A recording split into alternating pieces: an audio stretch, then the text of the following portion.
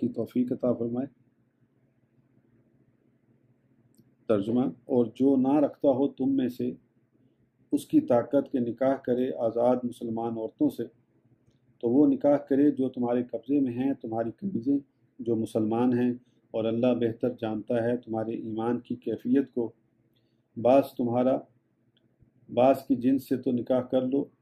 उनसे उनके सरपरस्तों की इजाज़त से, और दो उनको महर उनके दस्तूर के मुवाफिक, ताकि निकाह से वो पाकदामन बन जाएं, ना ज़नाकार और ना बनाने वाली हों पोशीदा यार। और जब वो निकाह से महफूज हो जाएं, फिर अगर वो इर्तिकाब करें बदकारी का, तो उन पर उस सज़ा का निस्फ़ है जो आज़ाद औरतों के लिए है। ये लौंडियों से निकाह की इजाज़त उसके लिए है जिसे ख़तरा हो बदकारी में मुब्तला होने का तुम में से, और तुम्हारा सब्र करना बेहतर है तुम्हारे लिए, और अल्लाह गफूर